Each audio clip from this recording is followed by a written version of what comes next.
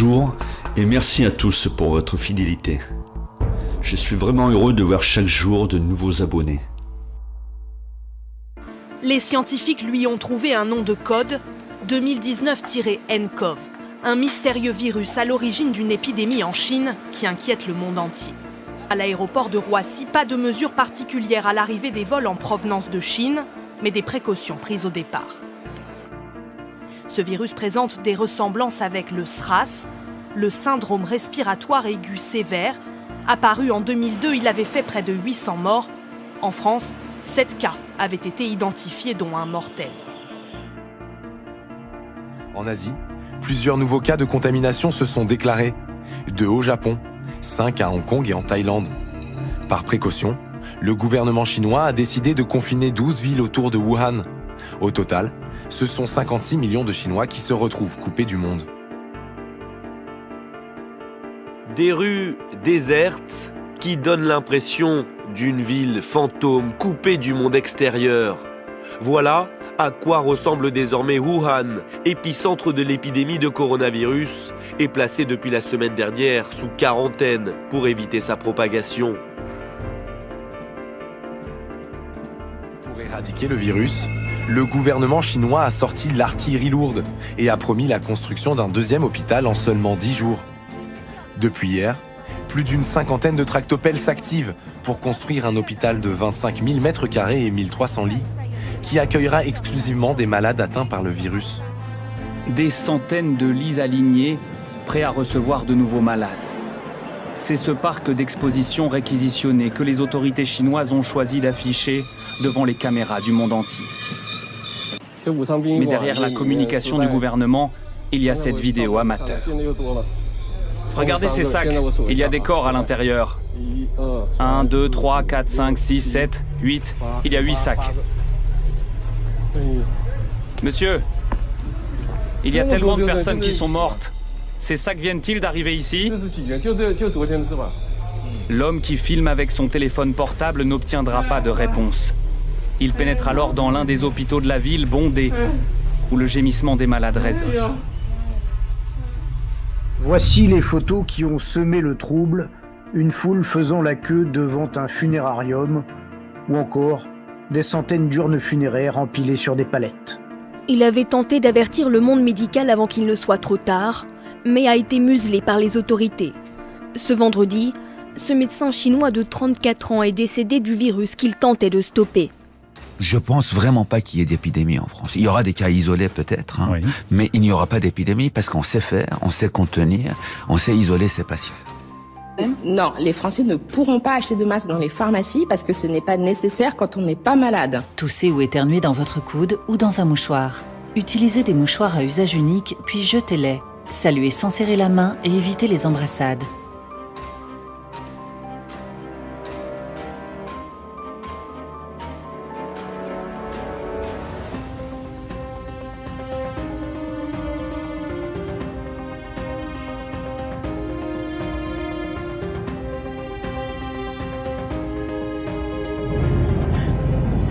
Putain, restez chez vous, quoi. Rendez-nous service, sortez que si c'est strictement nécessaire. Je vois des gens faire leur footing, qui font des grands coucous avec des grands sourires. Des gens qui sont malades parce qu'il y a du soleil. Nous, les routiers, on est épuisés, on n'en peut plus. Ces cas, ça n'est que la première semaine. Il est extrêmement important aujourd'hui que chacun et chacune reste chez soi pour éviter la propagation de l'épidémie. On a demandé aux restaurateurs, aux bars, aux cafés, aux discothèques, samedi soir à 19h30, de fermer tout à partir de minuit. Ce qui a été appliqué, c'est extrêmement difficile, c'était violent. Mais je crois qu'aujourd'hui, pour qu'on aille plus vite, tous ensemble, il faut vraiment être responsable. Restez chez vous, mais sans penser au personnel médical qui galère et qui va galérer encore pendant un petit moment. Nous sommes en guerre. Toute l'action du gouvernement et du Parlement doit être désormais tournée vers le combat contre l'épidémie.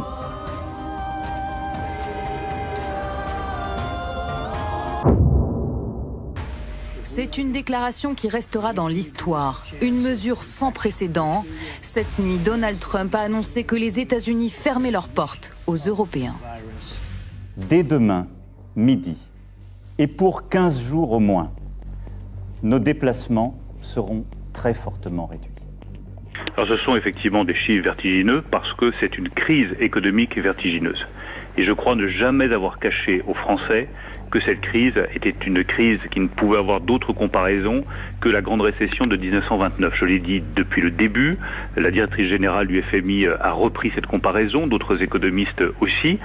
Effectivement, cette crise est vertigineuse parce que pour la première fois depuis la Seconde Guerre mondiale, une grande partie de l'économie française, une grande partie des économies européennes sont à l'arrêt. On annonce que 5 millions de masques seront délivrés par l'armée. Ils arriveront, on ne sait pas exactement quand, dans les pharmacies. C'est de mesures à aider le personnel soignant ou pas? Bon bah écoutez, c'est bon avec les masques, là, ils ont été nuls, ils n'ont rien prévu, ils n'ont pas... En 2012, il y avait encore 1 milliard de masques et 700 millions de masques FFP2, il faut le savoir. On est emmerdé avec les douanes actuellement, c'est-à-dire qu'il y a plein de gens qui se sont débrouillés, qui font des circuits parallèles, notamment du privé, on levé des fonds, on fait venir des masques, et les masques n'entrent pas sur le territoire parce qu'ils sont bloqués par les douanes. Ça suffit. Aujourd'hui, on nous a mis de côté. Le pharmacien, il est capable d'équiper la population. Il y a 22 000 pharmacies en France. Et on n'a pas le droit de vendre de masques. Je peux m'approvisionner en masques sans l'aide de l'État. La majorité des pharmaciens peuvent le faire. Il y a des réseaux. On a nos filières. Aujourd'hui, le pharmacien n'a pas le droit de vendre de masques. On n'a même pas le droit d'en acheter. Je vais faire un truc, regarde.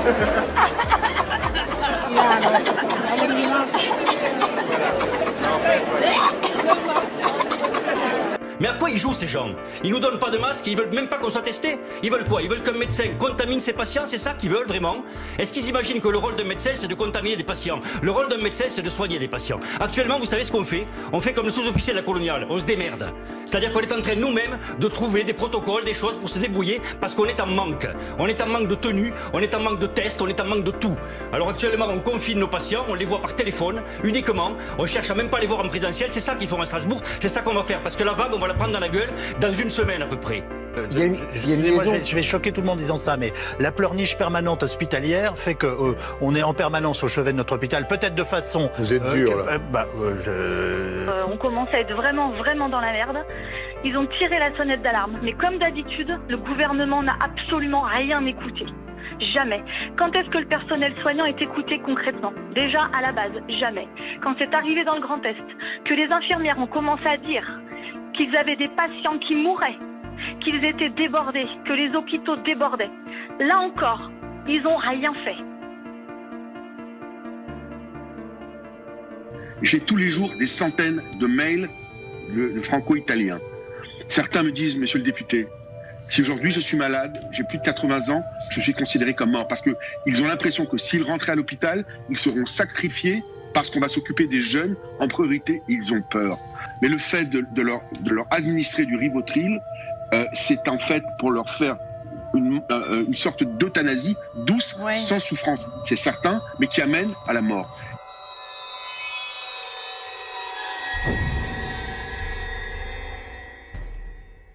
Un arrêté du 13 janvier dernier précisément qui a été paru au journal officiel 2 jours après a classé l'hydroxychloroquine sous toutes ses formes sur la liste des substances vénéneuses, ce qui pousse certaines personnes.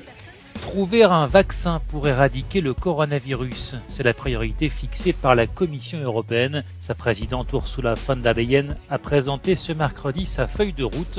Elle défend une réponse coordonnée pour sortir de cette crise et cela commence par la recherche et le financement d'un vaccin, notre meilleure chance collective de vaincre le virus, a-t-elle insisté. Le BCG, puisque c'est bien de ce vaccin qu'il s'agit, pourrait atténuer les symptômes sévères du coronavirus.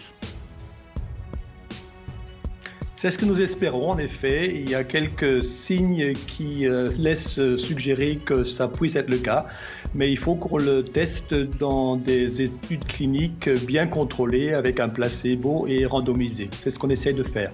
Est-ce qu'on ne devrait pas faire cette étude en Afrique où il n'y a pas de masque, pas de traitement, pas de réanimation, un peu comme c'est fait d'ailleurs pour certaines études dans le sida, où chez les prostituées, on essaye des choses parce qu'on sait elles sont hautement exposées et elles ne se protègent pas. Qu'est-ce que vous en pensez? Alors vous avez raison, et d'ailleurs on est en train de réfléchir en parallèle à une étude en Afrique justement pour faire ce même type d'approche avec le BCG, un placebo.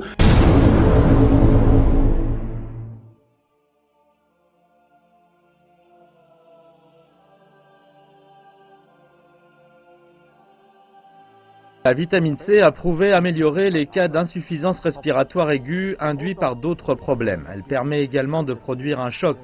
Nous avons tenté des dosages élevés en vitamine C sur nos patients et il paraît y avoir des améliorations de la fonction des poumons, par exemple en améliorant la réponse inflammatoire, l'indice d'oxydation et en réduisant le temps de ventilation. Avez-vous de nouvelles données concernant la toxicité de traitements à base d'hydroxychloroquine et d'azithromycine ? On a vu là maintenant nous avons sur les... Alors on fait ça bien entendu avec nos amis cardiologues. Il y a quelques personnes dont ils nous ont dit écoutez cela on préférerait que vous ne les traitiez pas. Alors, on ne le traite pas. Ça ne représente pas grand monde mais ce n'est pas la peine de prendre des risques qui sont inutiles. Et deuxièmement sur les 2600 que nous avons inclus, nous n'avons eu aucun problème, ça commence à faire beaucoup quand même, 2600. Qu'il ferme sa gueule et qu'il soit médecin. Mais qu'il arrête partout de dire « je suis un génie ». Donc si on essaie de voir si actuellement la crise sanitaire a une incidence sur la mortalité en France, la réponse est non. Ici, à Wuhan, on est tous géolocalisés et notre identité est liée à un code QR. Quand le code est vert, on a le droit de sortir de la ville. Utiliser les données de nos téléphones portables pour analyser nos déplacements en plein confinement. C'est ce qu'Orange a fait. Résultat, cette carte, avec en bleu les zones avec beaucoup de départs, au profit des zones en rouge. On constate par exemple que Paris et les stations de ski se sont vidées alors que la population de l'île de Ré a augmenté de 30%. Une analyse qui se fonde sur la géolocalisation. Lorsqu'on utilise notre mobile, il se connecte à une borne qui émet un signal. Dès qu'on se déplace, c'est une autre borne qui prend le relais. Éric Zemmour, avant tout, nous vivons une période particulière. État d'urgence, privé d'aller et venir, interdiction de circuler sans autorisation, interdiction par endroit de sortir non masqué, interdiction de cracher, bientôt pisté par smartphone. Jusqu'où l'État peut-il aller pour imposer des règles drastiques et autoritaires au nom de la santé publique ? Mais avant de vous écouter, Éric Zemmour, voici ce que garantissait la porte-parole du gouvernement. Aujourd'hui, on l'écoute. Nous nous engageons à la fois à ce que cette application que nous travaillons avec d'autres pays européens, il s'agit de l'Allemagne et de la Suisse, puisse répondre à tous les impératifs de protection des données personnelles tels qu'ils sont prescrits par les règlements européens, mais également qu'il s'agisse de données anonymisées, il va sans dire. Éric Zemmour, vous savez, moi, quand je regarde Madame Ndiaye, je me souviens qu'elle nous disait que les masques étaient inutiles et que donc maintenant, il faut des masques. Elle nous disait que les tests étaient inutiles, donc je ne crois pas Madame Ndiaye. C'est pour vous dire que quand elle dit quelque chose, je me dis qu'en fait, c'est le contraire qui va arriver. Donc lorsqu'elle dit quand elle me dit qu'on va protéger les libertés, je me dis ouh là là là, il y a un grand danger pour les libertés. Alors prenons de l'altitude. Prenons de l'altitude. Vous avez raison. Jusqu'où l'État peut aller pour imposer des règles drastiques au nom de la santé publique ? Alors vous savez, c'est très intéressant parce que dans les années 70, le grand intellectuel Michel Foucault, fort controversé, avait écrit une thèse sur justement ça. Il expliquait que dans la modernité, les pouvoirs allaient reprendre un pouvoir absolu, les gouvernements allaient reprendre un pouvoir absolu, non pas au nom de la religion comme sous les rois, non pas, vous voyez, au nom du communisme, etc., mais au nom de la santé. Et il appelait ça le biopouvoir. Et nous vivons exactement cela. C'est très impressionnant de voir ça. Parce qu'il faut quand même dire que, vous l'avez très bien dit en introduction, notre liberté la plus fondamentale, c'est celle d'aller et venir. Oui. Et on en est privé. Oui. C'est la première fois dans l'histoire. Même pendant les guerres, on n'était pas privé de la liberté d'aller et venir. Il faut quand même voir ça. Et vous êtes arrivé à certaines conclusions. Alors, nous sommes arrivés à la conclusion qu'effectivement, il y avait eu une manipulation au sujet de ce virus. C'est-à-dire ? Eh bien, qu'une partie, je ne dis pas le total, n'est-ce pas, mais il y a un modèle qui est évidemment le virus classique, Et là, c'était un modèle surtout venant de la chauve-souris. Mais à ce modèle, on a par-dessus ajouté des séquences, notamment du VIH, le virus du sida. Mais quand vous dites on a ajouté, qui a ajouté? Moi, je ne sais pas. Mais c'est pas naturel, c'est ce que vous voulez dire? Non, ce n'est pas naturel. C'était un travail de professionnel, un travail de biologiste moléculaire. C'est un travail très minutieux, on peut dire d'horloger, on peut dire au niveau des séquences. Mais dans quel but? Dans quel but, ça n'est pas clair. Moi, j'expose, si vous voulez, mon travail, c'est d'exposer les faits, c'est tout. Je n'accuse personne, je ne sais pas qui a fait ça et pourquoi.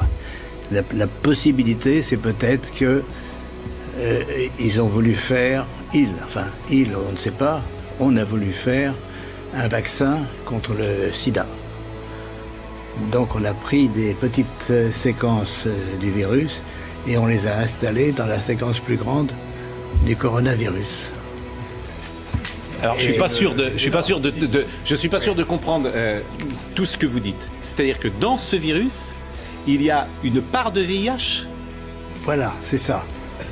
Le matériel génétique du virus, c'est un long ruban d'ARN, n'est-ce pas? Comme de l'ADN, mais c'est de l'ARN. Et dans ce long ruban, à une certaine place, on a fixé des séquences petites de VIH. Mais ces séquences petites ne sont pas petites pour ne rien vouloir dire. Elles ont la possibilité de modifier, par exemple, ce qu'on appelle des sites antigéniques. C'est-à-dire, si on veut faire un vaccin, on peut très bien modifier la protéine qui est exposée pour le vaccin par une petite séquence.